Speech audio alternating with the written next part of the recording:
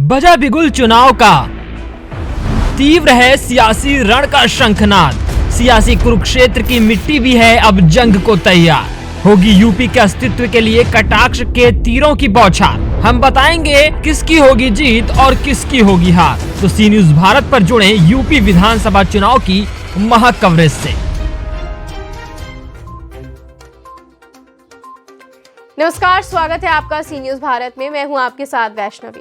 वक्त हो चला है न्यूज आवर का। बड़ी खबर राजधानी लखनऊ के कैंट विधानसभा क्षेत्र अंतर्गत कृष्णा नगर स्थित गुरुद्वारा से है, जहां भाजपा प्रत्याशी व कानून मंत्री ब्रजेश पाठक ने अरदास किया और सेवादार की भूमिका में भी नजर आए। ब्रजेश पाठक ने लोगों को प्रसाद वितरित किया और मतदान के दिन 100% मतदान की अपील की।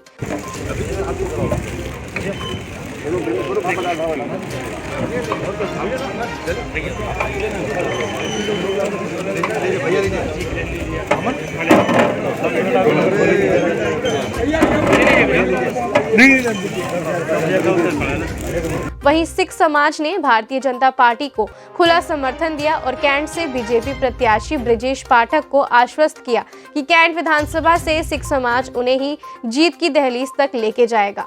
इस मौके पर कृष्णानगर गुरुद्वारा के चेयरमैन सरदार महेंद्र सिंह माटा, गुरुद्वारा के अध्यक्ष सरदार अवतार सिंह, सचिव सरदार मंजीत सिंह, कोषाध्यक्ष सरदार हरबंस सिंह, उप सचिव सरदार नवजीत सिंह, सरदार अवनीश सिंह, सरदार रणवीर सिंह भसीन, राजेंद्र सिंह खालसा सहित भारी संख्या में सिख समाज के लोग मौजूद रहे। आइए देखते हैं हमारे संवाददाता उमेश विश्वकर्मा की खास रिपोर्ट। जैसा कि उत्तर प्रदेश में चुनावी सरगर्मी बहुत तेज हो गई है और बड़ा महत्वपूर्ण बात राजधानी लखनऊ के कैंट विधानसभा सीट से बीजेपी प्रत्याशी और कानून मंत्री ब्रजेश पाठक जी की है, जो मतदाताओं से 100% मतदान की अपील कर रहे हैं। इस समय पाठक जी हमारे साथ हैं सी न्यूज़ पर। सर, आपका बहुत बहुत स्वागत है। मैं उत्तर प्रदेश के और अपने कैंट विधानसभा के सभी लोगों से अपील करता हूं 100% मतदान करें और कैंट विधानसभा क्षेत्र में कमल के आगे बटन दबाकर मुझे ऐतिहासिक मुद्दों से विजयी बनाएं। मैं हमेशा उनके सुख दुख में हाजिर रहूंगा। भारतीय जनता पार्टी की सरकार ने विशेष रूप से काम करते हुए गुंडों को, माफियाओं का सफाया किया, उत्तर प्रदेश में कानून का राज स्थापित किया है, गरीबों की सेवा की है। आप सबका आशीर्वाद चाहिए। बहुत चलते जनता से क्या अपील है सर? मैं सबसे अपील करता हूँ मुझे अपना आशीर्वाद दें और कमल चिन्ह के आगे बटन दबाएं। राजधानी लखनऊ के कैंट विधानसभा क्षेत्र से बीजेपी प्रत्याशी और कानून मंत्री ब्रजेश पाठक जी आज कृष्णा नगर क्षेत्र में स्थित गुरुद्वारा में आए और यहाँ पे लोगों का जन समर्थन हासिल किया। हम चाहेंगे यहाँ पे तमाम गुरुद्वारा से जुड़े लोग हैं और क्या चाहते हैं इस बार, क्या बदलाव चाहते हैं, अपना संक्षिप्त परिचय देते हुए बताइए। मैं रणवीर सिंह कैंट विधानसभा का रहने वाला हूँ और मैं आज कृष्णनगर गुरुद्वारे में प्रबंधक कमेटी ने ब्रजेश पाठक जी का बहुत बड़ा स्वागत किया है और इसमें ब्रजेश पाठक जी के साथ कई गणमान्य व्यक्ति आए। मैं आपसे और पूरे समाज से, सिख समाज से ये आपसे वादा देना चाहता हूँ ब्रजेश पाठक जी को कि आने वाले टाइम में जीतना तो बहुत छोटी सी बात है, भारी मतों से ये पूरे केवल लखनऊ में नहीं पूरे इंडिया में एक लेसन जाएगा कि भारी मतों से फ़र्क से जीते हैं। तो मेरा सिख समाज और जितना भी समाज यहाँ हमारा लखनऊ का है, हम यही उपेक्षा करते हैं जो पिछली योजनाएँ गवर्नमेंट की रही हैं, आयुष्मान योजना रही है और इसके अलावा टॉयलेट्स की योजना रही है, ग्रामीण विकास की योजना रही है, बहुत सारी योजनाएं चली हैं। इसको कार्यरत अनवरत चलती रही है। आगे आने वाले टाइम में समाज की, देश की और सिख समाज की जो अपेक्षाएं हैं उनको पूरा करें। यही विशेष तौर से देखा जाए तो विपक्ष में समाजवादी पार्टी के लोग बीजेपी सरकार को आड़े हाथों ले रहे हैं, कह रहे हैं कि उसका कार्य सिर्फ कागजों तक सीमित था। सड़क गड्ढा मुक्त होने का दावा किया गया था, किंतु ग्रामीण क्षेत्रों से और तमाम शहर की कॉलोनियों के सड़कों के गड्ढे अभी पटे नहीं। ये आरोप विपक्ष के लोग लगा रहे हैं। मैं इस मंच से आपको ये सब बताना चाहता हूँ कि समाजवादी पार्टी बहुत बड़े भ्रम में है। भ्रम इस चीज़ का है उनको, वो छोटे मोटे मुद्दे लेके गड्ढों और गड्ढे के आगे ऊपर निकल नहीं पा रहे हैं। मैं उनको ये चैलेंज करके बताना चाहता हूँ कि आप भ्रम में, किसी भ्रम में न रहें। मोदी जी और योगी जी की डबल इंजन की सरकार ने जो देश और यूपी का जो विकास किया है वो आने वाले टाइमों में किसी भी सरकार ने ना किया है ना करेगी। मैं आपसे ये वादा लेता हूँ, वादा देता भी हूँ आप लोग को कि ये आने वाले टाइम में या साबित होगा, ये सारी जनता यहाँ की साबित कर देगी कि कौन किसका क्या भ्रम में है। उस 10 मार्च के बाद, रिजल्ट के बाद सब चीज़ें आईने की तरह साफ़ हो जाएंगी, आईने की तरह साफ़ हो जाएंगी। तो यह मान रहे हैं कैंट विधानसभा क्षेत्र में सिख समाज ही नहीं, सर्व समाज के लोग बीजेपी के साथ हैं। बिल्कुल, ये कहने की बात नहीं है। ये ब्रजेश पाठक जी जिस तरह से जनसंपर्क की चल रहे हैं और लोग का भारी समर्थन मिल रहा है। सिख समाज तो सबसे आगे है ही है, इसके अलावा भिन्न भिन्न समाज के लोग इनके साथ चल के इनकी सभाओं को कामयाब कर रहे हैं। इसी के साथ साथ और भी गणमान्य लोग हैं सिख समाज से जुड़े हुए। जी, मैं राजेंद्र सिंह खालसा, वरिष्ठ कार्यकर्ता भाजपा, 1998 से भाजपा से हूँ और अटल जी के समय से हूँ मैं। और मैं आपको ये आश्वासन देता हूँ उत्तर प्रदेश की जनता को कि हमारी सरकार ने बहुत अच्छे कार्य किए हैं। भय मुक्त है, अपहरण मुक्त है, लूट मुक्त है, दंगाई मुक्त है हमारी सरकार। और आने वाले समय में हमारे प्रदेश की सरकार, हमारे मोदी जी भारत सरकार में अच्छे कार्य कर रहे हैं। ये गड्ढा गुड्ढी नहीं, पूरे गांव में, देश प्रदेशों में हर जगह जगह सड़कें बन रही हैं। आयुष्मान योजना, कई योजनाओं को, नई योजनाओं को और उत्पन्न किया जा रहा है। हमारे योगी जी और मोदी जी नई नई योजनाओं को लेके आ रहे हैं। सबसे बड़ा उत्तर प्रदेश में जो भयमुक्त समाज हुआ है वो योगी जी के कारण हुआ है। आने वाले समय में भयमुक्त सरकार, अपहरण मुक्त, लूट मुक्त, कब्जा मुक्त, दंगा मुक्त, दंगाई मुक्त अगर कोई सरकार दे पाई है तो माननीय योगी जी की सरकार है। इससे पहले आने वाले 70 सालों में किसी ने भी इस प्रकार की मुक्त सरकार को नहीं दिया है, आश्वासन नहीं दिया है जनता को। ये योगी जी का और मोदी जी का आश्वासन है जो हम देख रहे हैं। मैं भी 98 से जुड़ा हूँ अटल जी के समय से और मैंने देखा है। और मैं आज तक किसी दल में नहीं गया हूँ और भाजपा में हूँ, भाजपा में ही रहूँगा।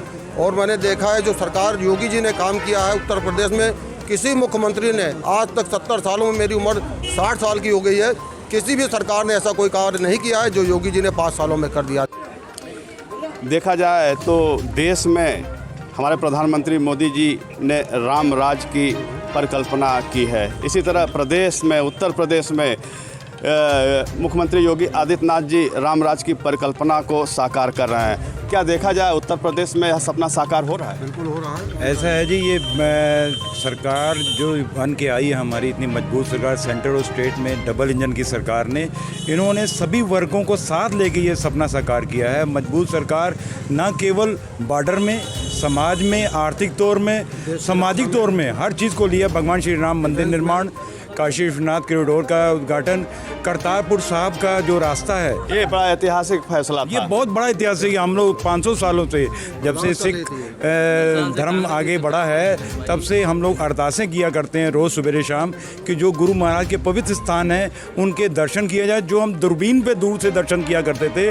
माननीय प्रधानमंत्री मोदी जी ने उनके रास्ते खोल के सिख समाज के साथ एक ऐसा उदाहरण पेश किया है जो और किसी प्रधानमंत्री ने 73 साल की टाइम में कभी नहीं किया। और सबसे बड़ा एक कमी मैं आप और एक चीज़ बताना चाहता हूँ आपको कि माननीय प्रधानमंत्री मोदी जी ने 26 दिसंबर को साहिबजादा दिवस मनाया है।